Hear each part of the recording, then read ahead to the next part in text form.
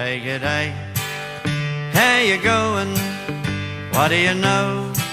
He'll strike a light. G'day. And how you going? Just say g'day, and you'll be right. Now we come to the portion of the service before we get into our Bible study that we talk about some end times news and prophecy as we see it relating to what's happening around the world. And we're going to just keep it very brief this morning. And again, we do a midweek update, so we cover a lot more ground during that time. We do talk about the filter grid from Matthew 24 and also 2 Timothy chapter 3, which says this in 2 Timothy 3, which really talked about exactly what Vicki was just talking about what's going on within government.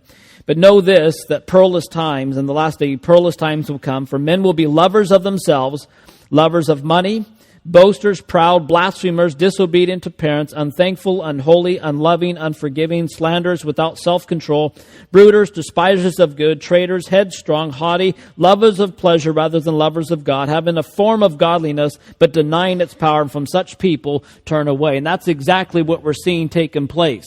This past week, again, we've been mentioning about this whole transgender issue, and it's getting worse and worse. It's spinning way out of control. The Obama administration this past week, this report came out of the New York Times on Thursday, how he's issued a sweeping directive telling every public school district in the country to allow transgender students to allow to use the bathroom to match whatever their identity is, whatever they feel like. And if they don't comply to it, there will be lawsuits, and there will be also taken away some federal funding that could happen as well. And so what's going on within this bill, within that push, and even what's happened in North Carolina and Mississippi, is that boys who want to identify as girls and vice versa must be allowed to use bathrooms, locker rooms, shower stalls of their choosing. And they must also be allowed to play in sport teams of their choosing, which just does your head in. But this is what this push is, and it's getting worse and worse. Every single week, it's getting worse. And again, it's just mind-boggling. Even a year ago, we weren't even talking about this, but you see how forcefully this agenda is getting.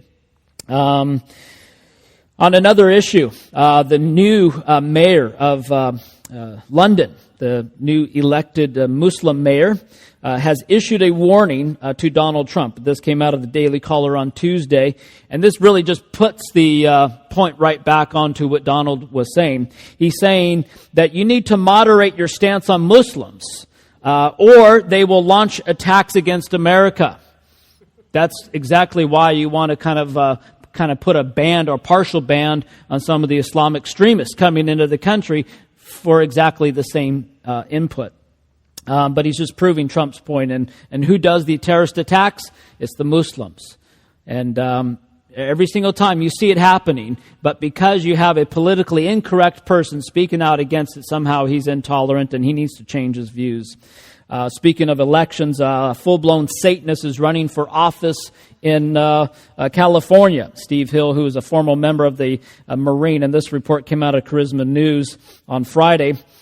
He's a Democrat, which is not surprising, for the California State Senate in District 21, which is northern Los Angeles and the high desert.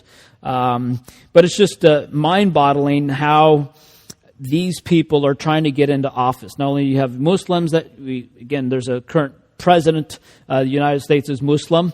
You see the agenda that's gone. You see that's going to happen in London, and he's only a week into his term, and you're already starting to see the effect of that. And that's why it's so important to get Christians into politics and to government, to be salt and light, to carry out the Christian values. On another issue, and again, as the peace deals are trying to happen, one of the Canadian Muslim preachers, an imam, he says this out of the Times of Israel on Thursday, that these peace deals are garbage. Basically, he's calling it what it is, but he says that they vowed that Jerusalem will be conquered through blood. So that's not hate speech, is it? You know, it's a peaceful religion, correct? And then he says that the United Nations has never passed a single resolution condemning Israel. Well, he's never looked at the facts. Just in the Israeli-Arab conflict, there has been 130 resolutions condemning all that's going on. And by the way, the Human Rights Voices website, the United Nations Human Rights Council, passed 45 resolutions condemning Israel from 2006 to 2014. So again, he's completely in wrong of his assessment of what's happened.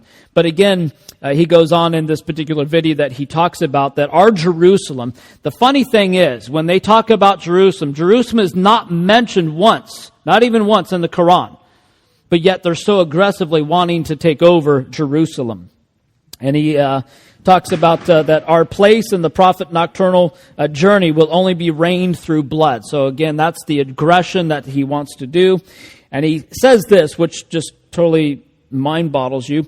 How can you make peace while the other side uses weapons? The other side talking to the Israelis, but who's the ones that launching rockets and shooting people and having the terrorist attacks? It's the Arabs, it's the Hezbollah, it's the Hamas that are the ones that are using all these type of weapons. But again, he says these peace accords, these are all sort of things that are useless and garbage. Anyways, speaking of Hezbollah, one of the chief main commanders was killed this past week. And so Hezbollah member of parliament that called the attack as a part of an open war, and he was blaming Israel for the particular attack. And again, Israel hasn't said that they had done it. Again, there's a lot of things that are happening.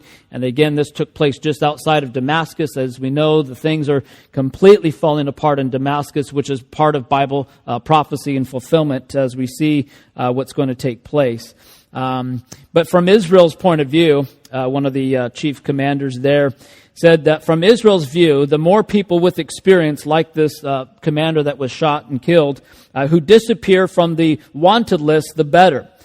Israel considered Hezbollah the most potent enemy and worries that it's becoming entrenched in its Syrian front and is requiring more advanced weaponry. And again, as we talked about that in past updates, that Israel has struck Hezbollah targets in Syria several times since the conflict began in 2010. And again, there's so many other reports that we can talk about.